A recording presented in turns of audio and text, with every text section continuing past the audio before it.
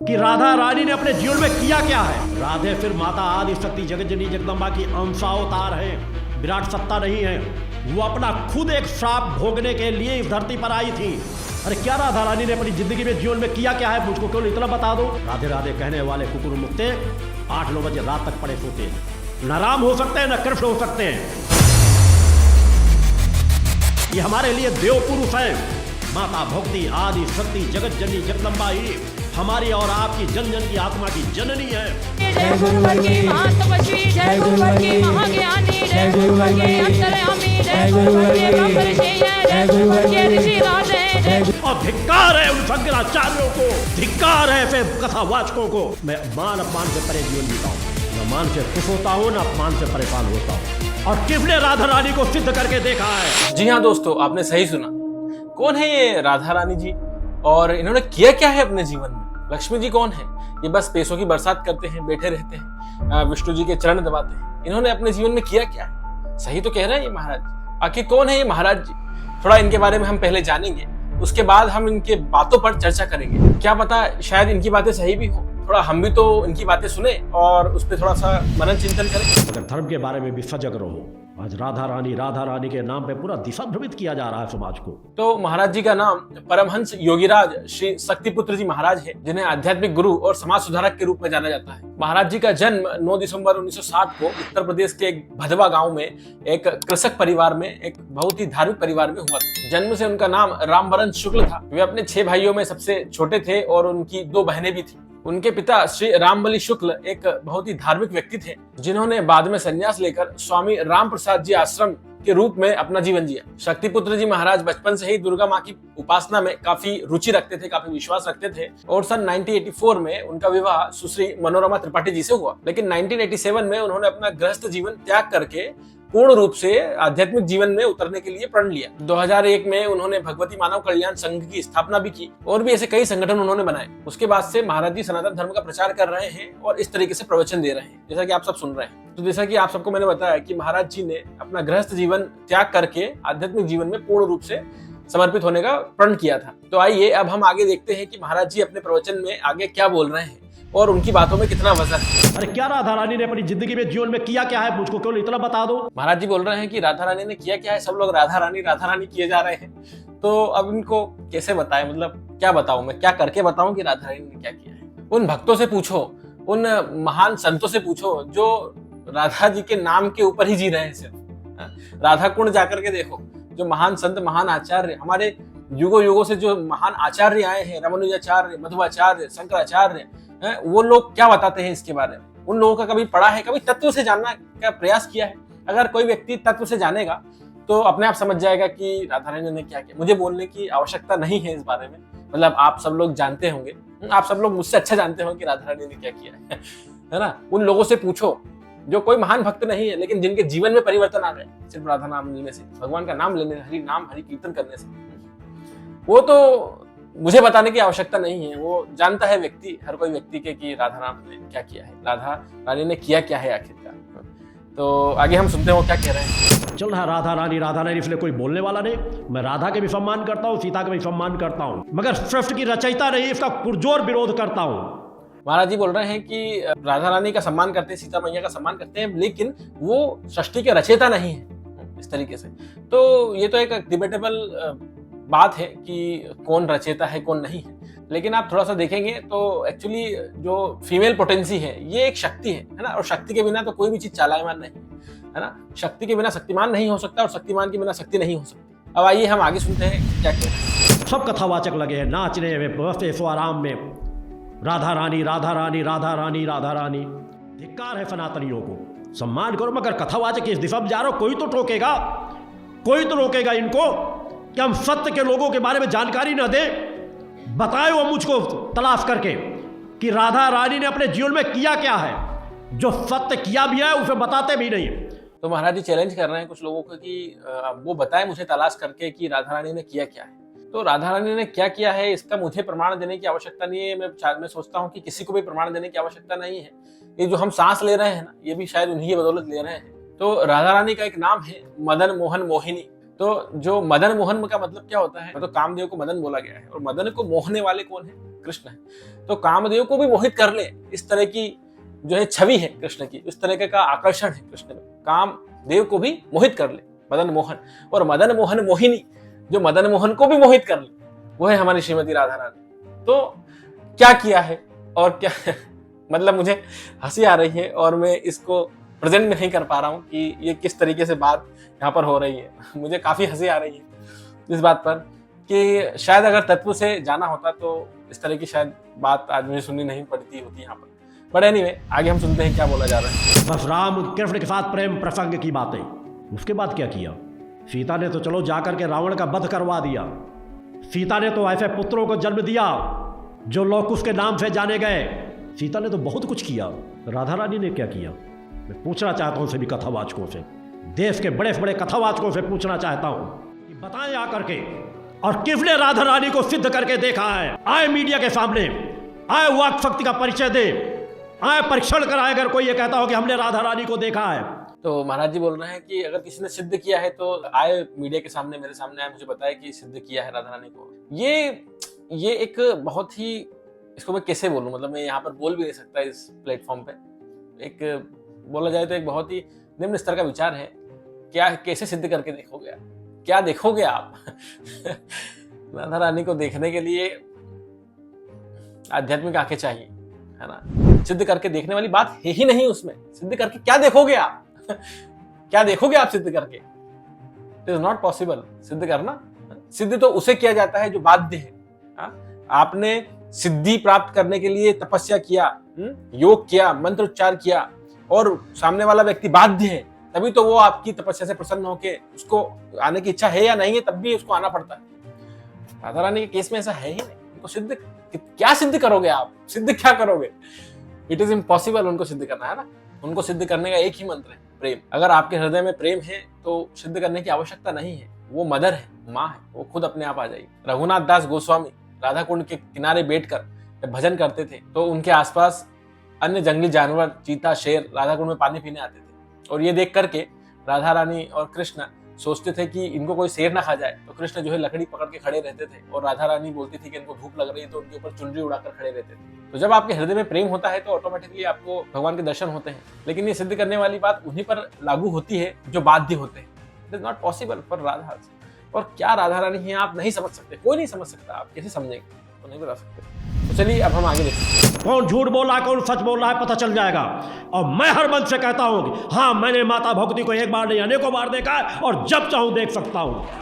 भगवान की जय। सब अंधी दौड़ में दौड़ रहे हैं, सब अंधी दौड़ में भाग रहे हैं। इसलिए कोई टोकेगा तो हजारों लाखों लोग उसका विरोध करना शुरू कर देंगे। मैंने कहा मैं फिर माता भगवती की परवाह करता हूं कि मेरा जो रिश्ता उनसे जुड़ा है वहां पर कहीं कोई किसकी कड़ी में जंग तो नहीं लग रहा। मैं भटके हुए समाज की परवाह नहीं करता कि वो मुझे गालियां देते हैं, क्या कहते हैं, कौन क्या कहता, क्या नहीं। पहली बात तो ना तो कंपैरिजन करना चाहिए और ना ही हमें डिस्क्रिमिनेशन करना चाहिए, first of all. Because comparison करने का और डिस्क्रिमिनेशन करने की फर्स्ट ऑफ ऑल तो हमारी योग्यता नहीं है और दूसरी बात हमारी बुद्धि नहीं है ना। तो ये चीजों में हमें पढ़ना ही नहीं चाहिए कि क्या कंपैरिजन है, क्या डिस्क्रिमिनेशन है। नेवर।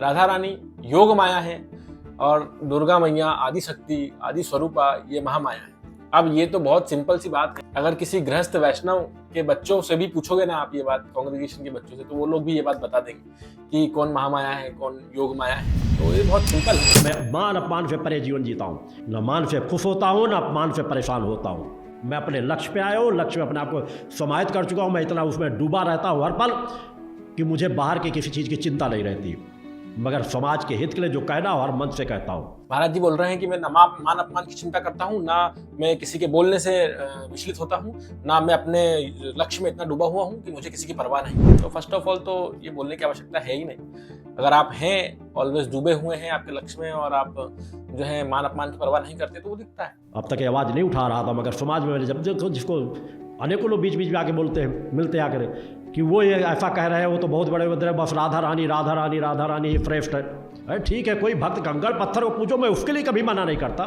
जो राधा रानी पूजा करते उसके लिए मना नहीं करता, मगर आता माता भक्ति आदि शक्ति जगत जननी जगदम्बा को नीचा करके दिखाओगे तो तुम्हारी मैं जड़ें हिला दूंगा। इस बात का ध्यान रखना। बोलो गुरुदेव भगवान की लीजिए। कोई भी हो, कितनी बड़ी संस्था क्यों ना हो, माता भक्ति आदि शक्ति जगत जगदम्बा, जिन्हें देवादि देव पुत्र समान उनके सामने में हाथ जोड़कर खड़े रहते हैं, दुर्गा जी को शिव जी की पत्नी कहा जाता है। इससे बड़ी गाली और क्या होगी? किसी माँ को बेटे की पत्नी कह दिया जाए। उन्होंने सृष्टि की रचना को देखा क्या है, समझा क्या है, अनंत लोकों के बारे में जाना क्या है। जाना था हमारे ऋषियों मुनियों ने, सिद्ध महापुरुषों ने, जिन्होंने माता भक्ति को आदि शक्ति जगतजननी जगदम्बा कहा। काल्पनिक पुस्तकों में देकर दृश्यों को भटकाव की बातें बताई जा रही हैं। तो ये बहुत सारी बातें बोल रहे हैं कि ऋषि मुनियों ने ये किया था, वो किया था, तो ठीक है, वो सही बात है, ऐसा नहीं बोल रहे हैं, और कहीं पे बहुत सारी बातें ठीक भी है, तो सबका सम्मान है। लेकिन देखो, ऐसा है कि कोई भी किसी का अनादर नहीं करता है और नहीं करना चाहिए। कोई अगर अनादर करता है तो ऐसे लोगों को निष्कासित करना चाहिए, बैन करना चाहिए, ऐसे लोगों से हमें दूर रहना चाहिए। लेकिन द पॉइंट इज कि कभी डिस्क्रिमिनेशन, कभी कंपैरिजन, ये सब नहीं करना चाहिए और इसमें पढ़ना भी नहीं चाहिए। हमारी भक्ति के लिए सही नहीं है, अच्छा नहीं है। और बात रही कि ऋषि मुनियों ने देखा था, ऋषि मुनियों ने जाना था, तो डेफिनेटली ऋषि मुनि बहुत महान है, उन्होंने ही जाना था, उन्होंने ही देखा था। हम उस पर कोई चर्चा इतना नहीं करेंगे और उनका कोई डिस्क्रिमिनेशन, उनका कोई अपमान भी नहीं करेंगे। फर्स्ट ऑफ ऑल, किसी का अपमान तो करना ही नहीं है, किसी से डिस्क्रिमिनेशन भी नहीं करना है।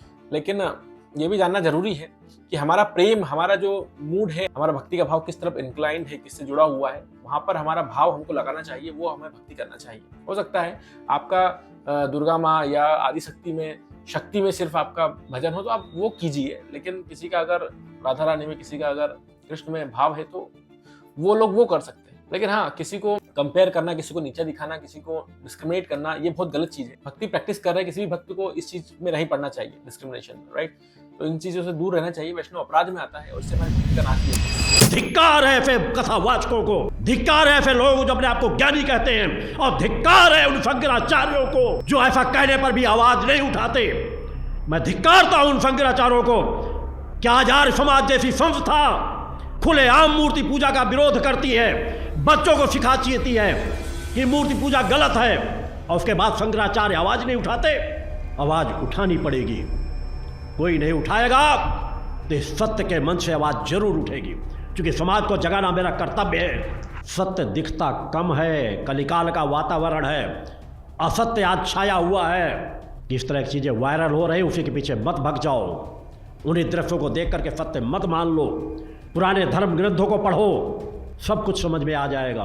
और जिसे न समझ में आए वो मुझसे मिल ले, मैं उसे समझा दूंगा। अतः सही विचारधारा का पालन करो। महाराज जी बोल रहे हैं कि पुराने ग्रंथ पढ़ो, शास्त्र पढ़ो, अध्ययन करो। तो वही बात तो मैं बोल रहा हूँ कि अगर पुराने शास्त्र, पुराने ग्रंथ, पुराने अध्ययन किया होता तो समझ में आया होता। श्रीमद् भागवतम में और इन चीज़ों को अगर हमने पढ़ा होता तो हमको भी समझ में आया होता कि राधा रानी कौन है या भगवान कौन है ना। तत्व से हमें जानना चाहिए। तत्व से जानने के बाद जब उसका रियलाइजेशन होता है, तब हम उसको अनुभव कर पाते हैं, तब हम उसको प्रेजेंट कर पाते हैं, तब हम उसको उतनी स्ट्रांगली बोल पाते हैं, लोगों के हृदय में परिवर्तन कर पाते हैं। तो आपको रियलाइजेशन होना बहुत जरूरी है। ज्ञान सिर्फ मात्र होना जरूरी नहीं है, उस ज्ञान का आचरण होना भी बहुत जरूरी है, राइट। तो ठीक है, अब हम आगे देखते हैं महाराज क्या बोलते हैं। संगठन का गठन इसलिए किया गया है कि जिस समाज को खोखला कर दिया गया है, जहां नास्तिकता का प्रवेश हो चुका है, अनीति अन्याय अधर्म का प्रवेश हो चुका है, जहां के बच्चे भटक चुके हैं, वहां घर घर जा करके माँ की आराधना सिखाओ, उन्हें संस्कारवान बनाओ, उन्हें नशा मुक्त कराओ, उन्हें चेतनावान बनाओ, उन्हें धर्म राष्ट्र की रक्षा का पाठ पढ़ाओ। भक्ति मानव कल्याण संगठन का गठन इसलिए किया गया है क्योंकि मैं जानता था कि बाहर ऊपरी चीजों से इनमें परिवर्तन नहीं आएगा। एक विशाल संगठन खड़ा करना पड़ेगा जो अपना सर्वस्व न्यौछावर करके अपने समाज की रक्षा के लिए तत्पर हो जाए। और रक्षा करने के लिए हमारा सबसे पहला कार्य होता है कि हम अपने समाज के पतन को रोकें, समाज को नफा न करने दें। नफा करने वाला समाज अपनी क्या रक्षा करेगा? कैसे विवेकवान बनेगा? समाज को नफा मुक्त कराएं, उन्हें संस्कारवान बनाएं, उन्हें अपनी आत्मा की जननी से जोड़ें। माता भक्ति आदि शक्ति जगत जननी जगदम्बा ही हमारी और आपकी जन जन की आत्मा की जननी है।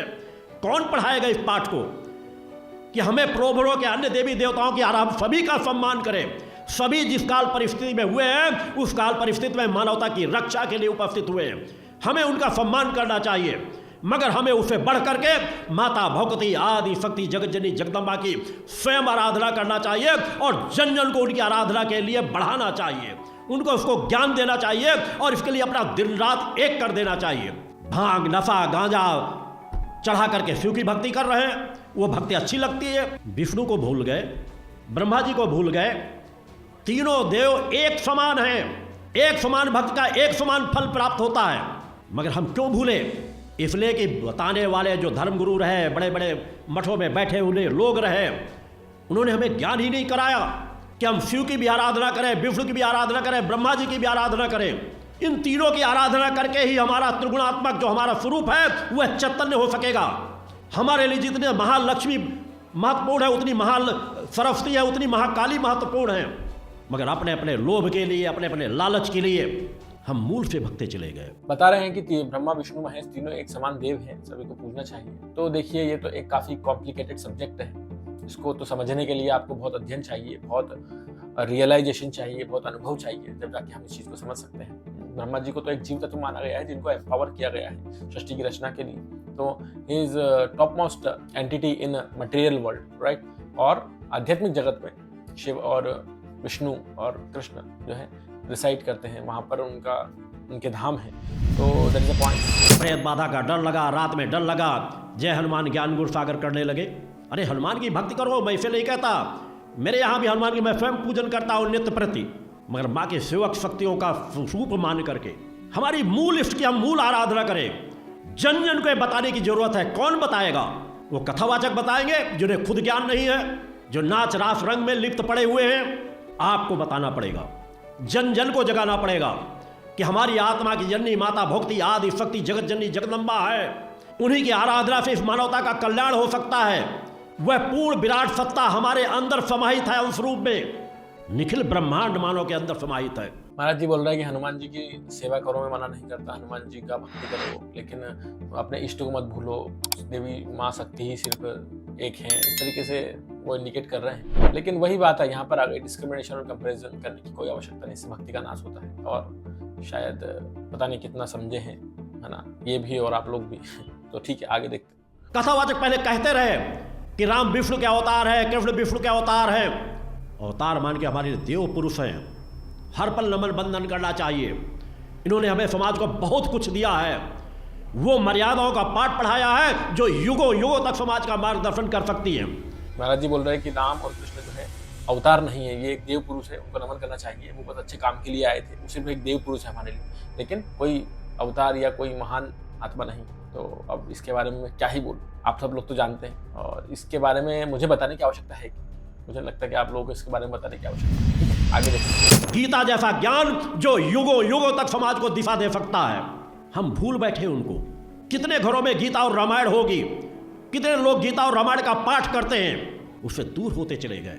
भगवान कृष्ण जैसे महान व्यक्तित्व को धीरे धीरे हम आज फिर बुलाना प्रारंभ कर रहे हैं। मैं इसलिए कह रहा हूं कि भागवत पहले लोग सुनते थे कि भगवान की कथा सुनने को मिलेगा, मगर वहां तो आज राधे राधे हो रहा है। मैं माँ राधा को अपमान करने के भाव से नहीं कह रहा, मेरे लिए माँ सीता माँ राधा एक समान है, क्योंकि मैं जानता हूँ वो जगत जननी के अंशावतार है। बोल रहे हैं कि भगवान कृष्ण के जो महान कार्य उनको सुनने को मिलता था, उनकी कथा सुनने को मिलती थी, लेकिन आजकल क्या हो रहा है, भागवत के नाम पे राधे राधे हो रहा है, सब नाच रहे हैं। अरे भैया क्या बताऊं मैं कि हमने नहीं बोला है नाचने को, और हमने कोई मन से नाचना या जो डिवोटीज जो नाच रहे हैं, कीर्तन कर रहे हैं, ये मन से नहीं कर रहे हैं। स्वयं श्री कृष्ण चैतन्य महाप्रभु ने ये हरे कृष्णा आंदोलन, ये कीर्तन कथा का जो आंदोलन है, इसको स्टार्ट किया। तो हरिनाम संकीर्तन के माध्यम से ही सिर्फ कलयुग में उद्धार हो सकता है। अब ये मैं नहीं बोल रहा हूँ, मेरे ऊपर मत आ जाना, ये सारे हमारे शास्त्र बोल रहे हैं। हरे नाम हरे नाम ये केवलम कलो नास्तेव नास्तेव नास्तेव गतिरन्यथा। सो द थिंग इज, ये तो एक है, और बहुत सारी जगह हरि नाम का ही एक मात्र सहारा बताया है। तो अब अगर मैं यहाँ पर गलत हूँ तो मुझे माफ कीजिएगा, ठीक है। अब आगे हम देखते हैं। काल परिस्थितियों में अलग अलग कार्यों के लिए आई माता सीता जैसा विराट व्यक्तित्व तो नारी समाज के लिए युगों युगों तक उदाहरण देता चला जाएगा। राधा कृष्ण कहते थे, अच्छा लगता था, मगर अब राधे राधे कृष्ण भूल गए, और धीरे धीरे 150 सालों बाद कृष्ण के अस्तित्व को भुला बैठेंगे, और राधे राधे ही सब कुछ नजर आएगा। जो दिखता है वही लोग सही मान बैठते हैं। आगे आने वाली पीढ़ी क्या देखेगी? जो सोशल मीडिया में चल रहा है कि राधे सर्वशक्तिमान सत्ता हैं, विराट सत्ता हैं। मैं हर मंच से कहता हूँ, राधे फिर माता आदि शक्ति जगत जननी जगदम्बा की अंशावतार हैं, विराट सत्ता नहीं है। बोल रहे हैं कि राधा रानी विराट सत्ता नहीं है। मैं हर मंच से बोल रहा हूँ कि राधा रानी सिर्फ महाशक्ति दुर्गा मैया की अंशावतार है। तो ठीक है, क्या बोलूँ मैं इस पर, आगे देखते हैं। आप आगे सुनिए आप लोग। वो अपना खुद एक श्राप भोगने के लिए इस धरती पर आई थी। तो श्री हरि श्री हरि श्री हरि श्री हरि श्री। तो राधा रानी सिर्फ अपना एक श्राप भोगने के लिए धरती पर आई। भगवान कृष्ण कहीं लिप्त नहीं थे। भगवान कृष्ण ने उनके साथ कितना समय वक्त गुजारा होगा। भगवान कृष्ण ने कितनी कितनी लड़ाइयाँ लड़ी, कितना मार्गदर्शन समाज को दिया, कितने राजाओं का मार्गदर्शन किया, कितने लोगों को सत्य का ज्ञान किया, किस विराट व्यक्तित्व के मालिक थे, किस तरह दैवी शक्तियाँ उनके पास मौजूद थी, इसका कहीं वर्णन नहीं होता। भगवान कृष्ण की विराटता को कहीं नहीं बताया जाता। अरे माता सीता की विराटता को बताते तो अच्छा लगता कि उन्होंने पूरा जीवन ही गंवाया है उस विराट अपने कर्म पथ पर बढ़ करके। माँ राधा ने तो समाज में अपना ऐसा कोई स्वरूप ही नहीं दिखाया विशेष। ठीक है, एक समय विशेष पर वो अपना एक कालखंड रहा, हमें उसको याद रखना चाहिए और स्मरण करना कोई बुरी बात नहीं है। कोई राधे के भक्त है तो भी मैं इसको बुरा नहीं मानता। हम तो कंकड़ पत्थरों को भी पूजने वाले सनातनी हैं। कोई नदी को पूजते हैं, कोई पीपल को पूजते हैं, कोई बरगद को पूजते हैं, कोई किसी को पूजते हैं। तो माँ राधा के भक्तों पर मेरी टिप्पणी नहीं है, मगर यह कह दिया जाए कि राधा ईश्वर शक्तिमान सत्ता है तो हर मंच से विरोध करूंगा कि फिर हम सत्य से दूर होते चले जाएंगे। हमारे समाज को, सनातनियों को, हिंदू समाज को नपुंसक बनाया जा रहा है, नाचना सिखाया जा रहा है। अरे गीत गाओ, भजन गाओ, जिसके उनके अंदर तेजस्विता है, ऊर्जा का संचार हो, भक्ति का संचार हो, मगर हो रही है भागवत। फिल्मी गीतों में नचाया जा रहा है, बार बालाएं आकर के डांस कर रही हैं। राधे राधे राधे राधे राधे के नाम पे सब कुछ चल रहा है। उनकी तस्वीरें, इसलिए अश्लीलतापूर्ण तस्वीरें बनाई जाती है। कोई टोकने वाला नहीं, कोई बोलने वाला नहीं है।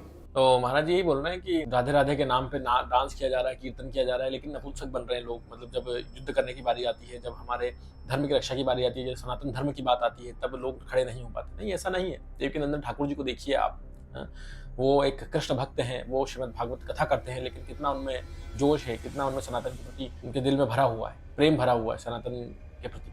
सो आपको ये समझना होगा कि ऐसा नहीं है, और भक्त कभी कायर नहीं होता। आप पूरे इतिहास उठा लीजिए, हनुमान जी कायर थे क्या?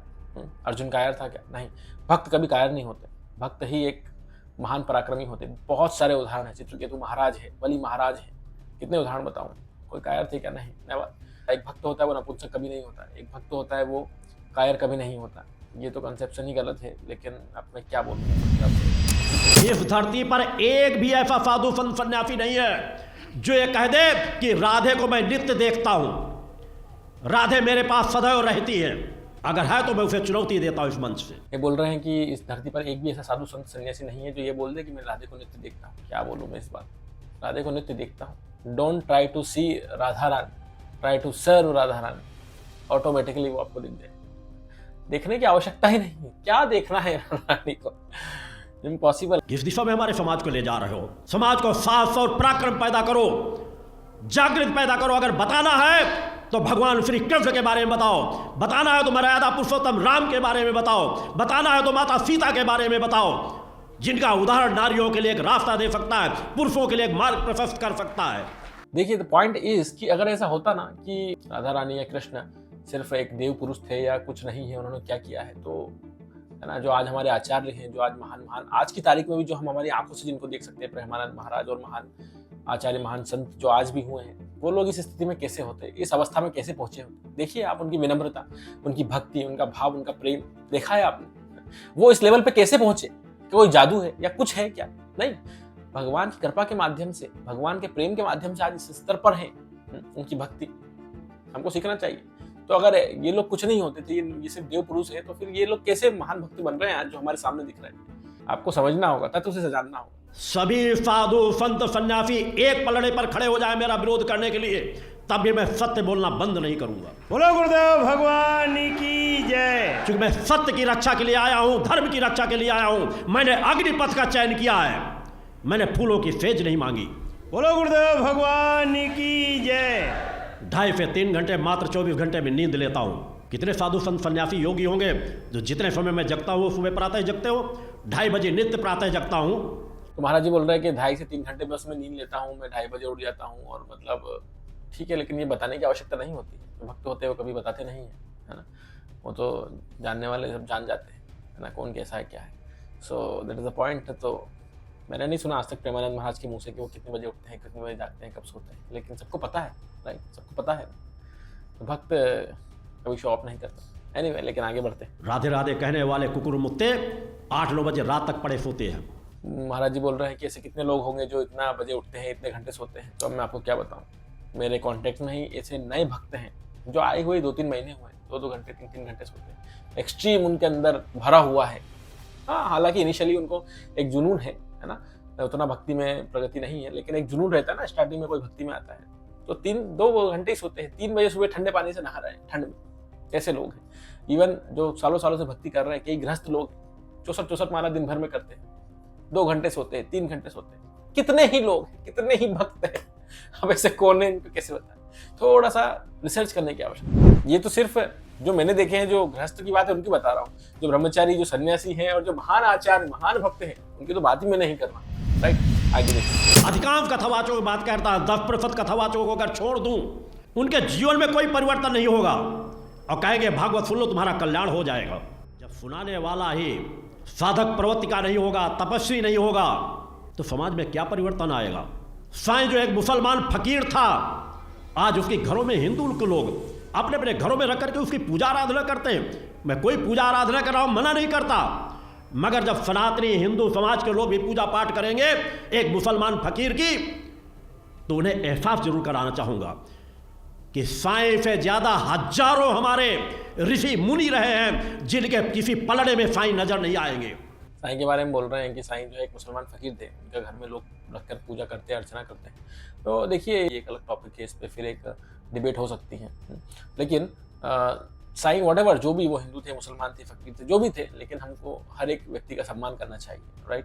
विश्वामित्र, अत्रि, पुलस्त, कणाद जैसे ऋषियों को हम भूल गए, भरद्वाज जैसे ऋषियों को भूल गए, वाल्मीकि जैसे ऋषियों को भूल गए। हमने उनकी मूर्तियां उन्हें अपने मंदिरों पर स्थापित की, धीरे धीरे उनकी मूर्तियां स्थापित की जा रही हैं। ये पूरा विदेशी एक नेटवर्क कार्य कर रहा है कि धीरे धीरे इसी तरह तो संस्कृत को नष्ट किया जाता है कि तुम भाईचारे की बात करते रहो और वो गला काटते रहेंगे। साईं की स्थापना करो कि हाँ वो हिंदू मुस्लिम के सब भाईचारे के एक प्रतीक थे। अरे ऐसे प्रतीकों को मैं पैर से ठोकर मारता हूं। हमें नहीं चाहिए ऐसे प्रतीक जो हमारे हिंदुत्व को नष्ट कर दें, हमारे सनातन को नष्ट कर दें। जिसको मेरा विरोध करना हो करें, मैं ताकत के साथ खड़ा हूं माता आदि शक्ति जननी जगदम्बा की। अगर किसी के पास ताकत है तो उस शक्ति का सामना करें। बोलो गुरुदेव भगवान की जय। तंत्र मंत्र योगी यति मुनि सभी को चुनौती देता हूं कि आओ मां की शक्ति का एहसास करो, योगीराज शक्ति पुत्र की शक्तियों का एहसास करो। मैं जो करने आया हूं उससे समझौता नहीं करूंगा। बोलो गुरुदेव भगवान की जय। धर्म की रक्षा के लिए आया हूं, धर्म की बात करूंगा, धर्म का कार्य करूंगा। समाज को जगाने के लिए आया हूं, समाज को जगाऊंगा, दिन रात एक करूंगा, जीवन की अंतिम सांस खपा दूंगा। बोलो गुरुदेव भगवान की जय। और दुर्भाग्य से हमारे धर्म गुरुओं द्वारा भी लोभ लालच की बड़ी बड़ी दुकानें लगा करके कथावाचक के रूप में खड़े हो करके केवल काल्पनिक कहानियां सुनाई जा रही है। काल्पनिक धर्म को एक दूसरे विकारात्मक स्वरूप में लिया जा रहा है। मंचों में रास रंग के गाने हो रहे हैं, ना नृत्य हो रहा है। खुद अज्ञानी है, खुद सत्य को समझ नहीं सकते। कृष्ण के नाम पे और उसके भागवत के नाम पर बस राधा राधा राधे राधे। मैं पूछना चाहता हूं उन कथावाचकों से, इस मंच से भी, कार्यकर्ता बैठक के मंच से, कि पूरी पुरानी भागवत उठा करके देख लो, राधा नाम का शब्द नहीं होगा। महाराज जी अब बोल रहे हैं कि पूरी भागवत आप उठाकर देख लो, उसमें राधा नाम का शब्द नहीं होगा। तो अब मैं क्या बोलूँ इस बात पे। वो बोलते हैं ना कि जिसने गुलाब जामुन मुंह में रखा है बस वही समझ सकता है। तो ये बहुत डीप टॉपिक है, इस पर तो चर्चा करना ही बहुत मुश्किल है। सुखदेव गोस्वामी इसलिए अपने मुख से राधा नाम नहीं लिए क्योंकि जब भी वो राधा नाम लेते वो मूर्छित हो जाते, और अगर वो मूर्छित हो जाए तो फिर भागवत कथा कौन करेगा, क्योंकि टाइम बहुत कम है। 7 दिन ही बचे परीक्षित महाराज के पास, 7 दिन बाद उनकी मृत्यु होने वाली है। मुख से अगर राधा नाम ले दे तो वो अष्ट सात्विक विकार में चले जाते, मूर्छित हो जाते, बेहोश हो जाते। जो यहाँ भक्त होंगे, जो भक्ति कर रहे हैं, उनको समझ में आ रही होगी मेरी बात, डेफिनेटली। ठीक है, तो अभी हम आगे देखते। मगर कहते हैं जो दिख रहा है वही बिक रहा है, जबकि मूल में सभी जानते हैं कि साईं एक मुसलमान फकीर थे। मुसलमान परिवार में जन्म हुआ था, मुसलमान फकीर थे केवल, मगर पिक्चर बन गई, उद्योगपति जाने लगे, धन कुबेर जाने लगे, तो हिंदुस्तान भेड़िया धसान इसी को कहा जाता। मैं इसीलिए कह रहा हूँ कि इंसानों का विवेक बढ़ चुका है। इंसान तो हमारे ऋषि मुनि थे, जितने विवेकवान थे, जिनके पास अलौकिक शक्ति सामर्थ्य थी, जिनके विचारों की केवल और एक ही दिशा थी। काल्पनिक चीज़ों में खोते चले जा रहे हैं। ठीक है, हर काल परिस्थितियों में किसी समय राम ने जन्म लिया, किसी समय कृष्ण ने जन्म लिया, हमारे देव पुरुषों ने जन्म लिया, महापुरुषों ने जन्म लिया। ये हमारे लिए सभी पूज्य हैं, सम्मानित हैं, मगर ये हमारी आत्मा के जननी नहीं हो सकते। न राम हो सकते हैं, न कृष्ण हो सकते हैं। ये हमारे लिए देव पुरुष हैं, हमारे लिए पूज्य हैं, मगर सृष्टि के रचयिता नहीं है। बोल रहे हैं कि सिर्फ ये देव पुरुष है लेकिन सृष्टि का रचयिता नहीं है। वही बात मैं फिर से बोलूंगा कि देव पुरुष अगर होते तो इतने महान भक्त आज हमारे सामने नहीं होते थे। ये बात बोल करके हम हमारे पूरे इतिहास में जो आचार्य हुए युगों युगों से, उनको हम ललकार रहे हैं, उनको हम चैलेंज कर रहे हैं। That is impossible. Vallabhacharya, Krishna Vallabhacharya ji के लिए देव पुरुष थे, इतने महान भक्त हुए, पूर्ण पुरुषोत्तम भगवान है। मतलब ये मैं ऐसा नहीं कि मुझे किसी ने ब्रेन वॉश कर दिया या मैं कुछ मेरे मन घड़ंत या किसी ने मुझे पढ़ा दिया उससे बोल रहा हूँ। अगर आज हमें कृष्ण, राधा या भक्ति के बारे में नहीं पता होता था ना, तो आज इतना परिवर्तन नहीं आता था जीवन जो हम महसूस कर रहे हैं। जिन भक्तों के जीवन में परिवर्तन आया है ना, वो जरूर महसूस कर रहे होंगे और उन्हें जरूर पता होगा। खुद से पूछिएगा आप कि आपको क्या लगता है। उस माता आदि शक्ति जगदम्बा के चरणों में हजारों लाखों राम और कृष्ण उनके नख में समा जाएंगे। वह है माता आदि शक्ति जगत जननी जगदम्बा। राधा और सीता करोड़ों करोड़ों उनके नख में समा जाएंगी। बोल रहे हैं कि हजारों लाखों राम और कृष्ण जो है माता आदि शक्ति के नख में समा जाएंगे। बहुत अच्छी बात है ये तो, पर अब मैं क्या बोलूँ इस बारे में। देखिए, आपको कंपैरिजन करने की कोई आवश्यकता नहीं। आप कभी किसी को बड़ा या छोटा नहीं बता सकते। इट इज नॉट अबाउट छोटा कौन है बड़ा कौन है। मगर आज समाज भाग रहा है दौड़ में, इसलिए नाचने को मिल रहा है, गाने को मिल रहा है, मनोरंजन हो रहा है, काल्पनिक कहानियां सुनाई जा रही हैं और कथावाचक उसी रास रंग में खोते चले जा रहे हैं। मगर तो वहाँ नाचना, रास रंग सब इसी में चल रहा है। देख रहे हैं नित बस जिस तरह के वीडियो डाले जा रहे हैं, उन्हीं को हम सत्य मानते चले जा रहे हैं। उस जगत जननी जिसे देवाधिदेव भी हाथ जोड़ करके खड़े रहते हैं, ब्रह्मा विष्णु महेश भी जिस जगत जननी के एक पल के दर्शन प्राप्त करने के लिए लालायित होते हों, जब यह भी किसी क्षेत्र में असफल हो जाते हैं तो उस जगत जननी का ध्यान करते हैं। वह जगत जननी जिसकी आत्म चेतना ब्रह्मा विष्णु महेश के शरीर में भी समाहित है, उस विराट सत्ता जगत जननी जगदम्बा माता भगवती के विषय में अज्ञानियों ने सब ज्ञान ही भुला दिया है। दुर्भाग्य से हमारे शंकराचार्यों ने भी अपनी जिम्मेदारियों का निर्वहन कभी नहीं किया। आज कहीं साईं के नाम पे पिक्चर बन रही, कहीं किसी के नाम पे पिक्चर बन रही है। क्या आदि गुरु शंकराचार्य जी के नाम पर जिन्होंने 4 मठों की स्थापना की, क्या उनके नाम पे पिक्चर अगर बनाई जाती तो क्या सनातनी हिंदुओं के अंदर जागृति ना पैदा होती कि एक 32 वर्ष की अवस्था तक प्राप्त करने के बीच कौन सा साधक किस तरह की साधनाएं करता रहा होगा, किस तरह का त्याग और वैराग उसके अंदर समाहित रहा होगा, जिसने 4 मठों की स्थापना कर दी और जिसके कारण ही एक सनातन की परंपरा आज तक थोड़ा बचती चली आई है। उनका उल्लेख हम कहाँ कर सके, बल्कि मंदिरों में साईं की मूर्तियां रखनी प्रारंभ कर दी गई। कोई किसी को पूजे, मैं इसे आपत्ति नहीं करता, क्योंकि मैं सभी के धर्मों का सम्मान करता हूँ। कंकड़ पत्थर मिट्टी तालाब पर्वत जिसको पूजना चाहो पूजो, मगर हमारे उन देवी देवताओं के स्थानों पर क्या हमारे ऋषियों मुनियों की मूर्तियां नहीं होनी चाहिए? यही धर्म नष्ट करने की जो प्रक्रिया चल रही है। धिक्कार है हिंदुओं को, सनातन धर्मियों को। सौभाग्य बना लो, जय गुरु भर करुणा बरसाते, जय गुरु भर ममता को लुटाते, जय गुरु भर अरे मांगो मांगो, जय गुरु भर ये सब कुछ देते, जय गुरु भर की कुछ ना लेते, जय गुरु भर की महातपस्वी, जय गुरु भर की महाज्ञानी, जय गुरु भर के अंतर्यामी, जय गुरु भर के ब्रह्मर्षि, जय गुरु भर के ऋषि राज हैं, जय गुरु भर के युग वरदानी, जय गुरु भर के जन के स्वामी, जय गुरु भर के शक्ति स्वरूपा, जय गुरु भर की भक्ति स्वरूपा, जय गुरु भर की ज्ञान स्वरूपा, जय गुरु भर की, जय गुरु भर की, जय गुरु भर की सबको बताना, जय गुरु भर की मेरे गुरुवर, जय गुरु भर की तेरे गुरुवर, जय गुरु भर की, जय गुरु भर की, जय गुरु भर की, जय गुरु भर की, जय गुरु भर की डोली फैला दो, जय गुरु भर की सब कुछ देते, जय गुरु भर की कुछ ना देते, जय गुरु भर की, जय गुरु भर की, जय गुरु भर की अंतर्यामी, जय गुरु भर की माँ के लल्ला, जय गुरु भर की माँ की सैया, जय गुरु भर की बिगड़ी बनैया, जय गुरु भर की राह दिखैया, जय गुरु भर की पार लगैया, जय गुरु भर की, जय गुरु भर की, जय गुरु भर की ऐसा अवसर, जय गुरु भर की फिर न मिलेगा, जय गुरु भर की समय सुहाना। तो दैट्स इट फॉर टुडे। तो आप लोग क्या सोचते हैं इस पूरे लेक्चर के बारे में, ये पूरे वीडियो के बारे में, इसमें जो बातें बोली गई उन सब चीज़ों के बारे में आप लोग क्या सोचते हैं? प्लीज़ कमेंट करके मुझे ज़रूर बताएं और स्क्रीन पर आ रहा है इस वीडियो को ज़रूर देखें और मैं आपसे वहीं मिलूंगा। तब तक के लिए धन्यवाद।